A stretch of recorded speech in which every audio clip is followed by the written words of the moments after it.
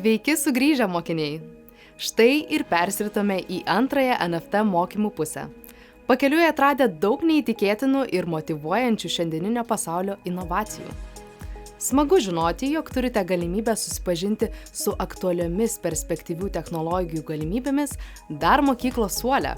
Tikiu ir linkiu, kad šių mokymų metu įgytos žinios greitu metu taptų reikšmingų įrankių atrandant meninį kelią skaitmeninėje erdvėje. Ankstesnėse pamokose įgijote tvirtus pagrindus apie nepakeičiamų žetonų galimybės, kriptovaliutų rinką, skaitmeninio meno sklaidą ir sektinus pavyzdžius realiame pasaulyje. Šiandien pradedame jau ketvirtąją temą, kurioje pasinersime į beribę erdvę – meta visatą. Manau, kad jau anksčiau turėjote galimybę susipažinti bent su keliais virtualios realybės pavyzdžiais. Tačiau šioje temoje kalbėsime apie greičiausiai dar negirdėtą savoką – papildomą realybę ir jos reikšmę nepakeičiamų žetonų kontekste. Virtuali realybė yra skaitmeninė alternatyvaus arba realaus pasaulio simuliacija. Virtuali realybė negali būti pasiekta kompiuteriu ar išmaniuoju telefonu. Tam būtini specialūs virtualios realybės akiniai. Įtikinamas ir su realiu pasauliu sulyginamas vaizdas pasižymi atitinkamų gylių, masteliu ir trimačio erdvės vaizdu. Todėl žmogui gali tapti sunku atskirti realų pasaulį nuo virtualaus. Visgi tai yra tik virtualios realybės pradmenys, mat šiuolaikinės technologijos perkelia alternatyvią realybę į dar aukštesnį lygį. Šiandien virtuali realybė kuriama pasitelkiant kelis ar net visus 5 žmogaus jutimo organus.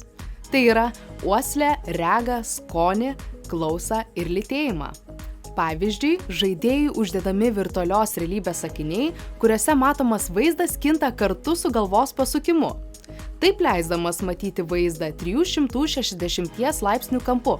Tuo pačiu žaidėjas girdi garsus atitinkančius matomą vaizdą, o rankose laiko jutiklius, kurie duoda vibracinius impulsus bei leidžia atlikti veiksmus regimoje realybėje. Taigi, pasinaudojant specialią įrangą, žaidėjas gali patirti bene bet kokį įsivaizduojamą vaizdą ar vietovę, o taip pat realiu laiku manipuliuoti jos galimybėmis. Tuo tarpu meta visata yra papildoma realybė, kuri pranoksta virtualios realybės galimybės. Meta visata nėra simuliacija. Tai virtualus pasaulis, kuris tarsi papildo, praturtina ir pratęsia realų pasaulį, leisdamas vartotojams ne tik stebėti, bet ir dalyvauti, kurti bei valdyti skaitmeninius turto elementus. Tokiu būdu, kompiuterio sugeneruoti trimačiai vaizdai tarsi atsiranda realioje erdvėje, bet to tam nėra būtini virtualios realybės akiniai, pakanka kompiuterio arba išmaniojo telefono. Be abejonių, tarp meta visatos ir NFT yra glaudus ryšys, nes nepakeičiamų žetonų technologija suteikia galimybės įprasminti virtualų pasaulį ir susieti jį su realiu.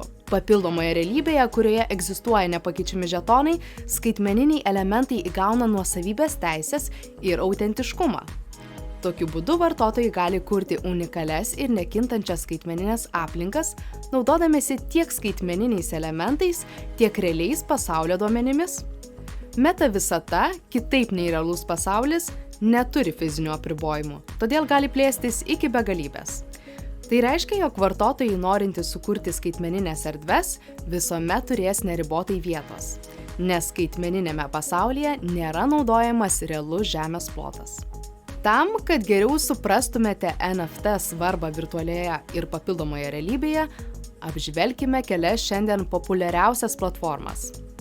Pradėkime nuo jau ankstesnėse pamokose minėto Decentraland, virtualaus pasaulio formatu sukurto žaidimo su papildomos realybės elementais, paremto Ethereum blokų grandinės technologija.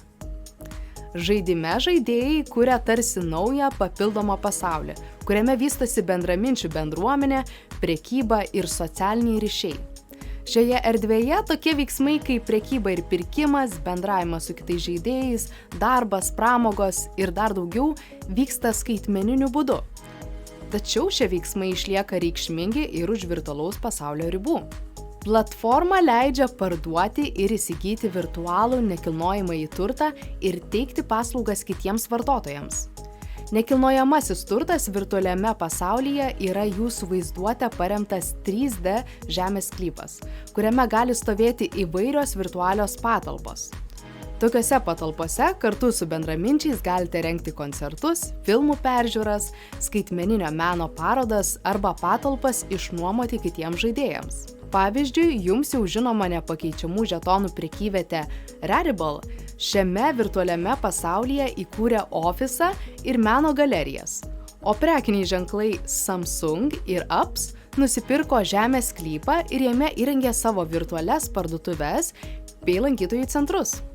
Be to, Decentraland pasaulyje taip pat galima rasti virtualių muziejų, kuriuose galite eksponuoti savo skaitmeninį meną arba apsilankyti kitų nepakeičiamų žetonų parodose. Panašių principų veikia ir CryptoVoxels – virtualus pasaulis su papildomos realybės elementais. Tačiau jo pranašumas prieš Decentraland yra galimybė dalyvauti pasaulyje naudojant virtualios realybės akinius, kurie suteikia dar labiau įtraukiančią patirtį. Nepaisant to, abi šios platformos yra ganėtinai lygiavertės. Jų esminis tikslas yra leisti vartotojams megzti pažintis, pirkti, parduoti ir valdyti virtualias žemes, dalyvauti įvairiose veiklose bei kurti naują pasaulį. Tai taip pat draugiška erdvė kūrėjams. Kiekvienas kūrėjas skatinamas prisidėti naujomis idėjomis bei turiniu. Akivaizdu, jog šios platformos pranoksta įprastus kompiuterinius žaidimus ir leidžia vartotojams patirti papildomos realybės užuominas. Visgi negaliu nepaminėti, jog nors virtualus pasaulis gali įtraukti savo spalvomis, laisvę ir didybę, dalyvavimas jame turėtų būti sąmoningas ir kontroliuotas.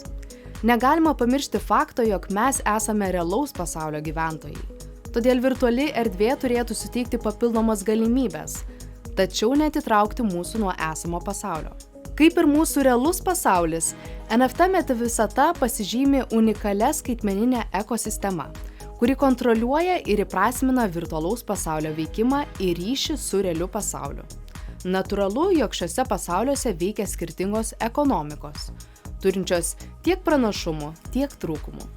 Pradėkime nuo to, jog realaus pasaulio ekonomika yra pagrįsta fiziniais ir materialiais ištekliais, pavyzdžiui, technika, žaliava ar pastatai.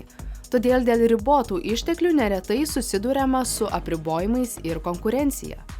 Tuo tarpu nepakeičiamų žetonų meta visatos ekonomika yra virtuali ir decentralizuota. Todėl skaitmeninis turtas yra nekintantis ir neapčiuopiamas, o tokiu būdu yra atsparesnis įvairioms rizikoms. Realus pasaulis gali susidurti su tam tikrų išteklių ar žemės ploto stygiumi, tačiau virtuali erdvė nėra apibrėžta, todėl yra geografiškai tampri ir priklausoma tik nuo elektros energijos bei internetinio ryšio.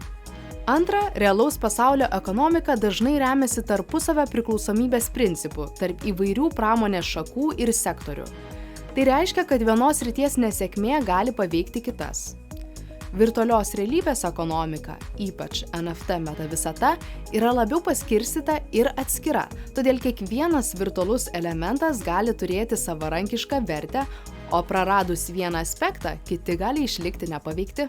Trečia, realaus pasaulio ekonomika susiduria su biurokratijos ir tarpininkų, kurie valdo sandorius ir finansinės operacijas problema.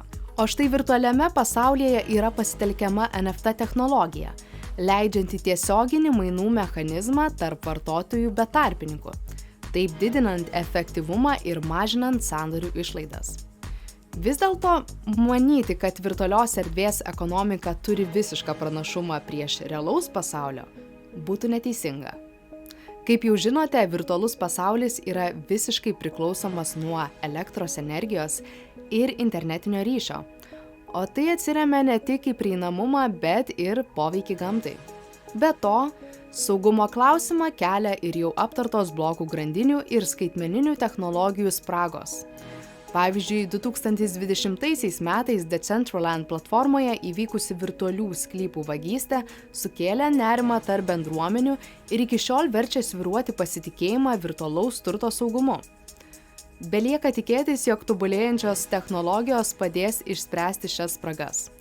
Tačiau sunku užtikrinti, jog tai padės išvengti sukčių, kurių žinios tobulėja kartu. Bet kokiu atveju galime sutikti, jog virtuali realybė ir meta visata yra dinamiškos sritis, kurios nuolatos evoliucionuoja ir atveria naujas galimybės skaitmeninėje erdvėje. Nuo kultūros ir edukacijos iki verslo ir architektūros sričių, kurias ketinu aptarti kitoje pamokoje. Tuo tarpu tikiuosi, jog ši pamoka jums sukėlė dar didesnį susidomėjimą ir paskatino susipažinti su virtualiu pasauliu iš arčiau. Linkiu smagių atradimų ir kūrybinio potencialo.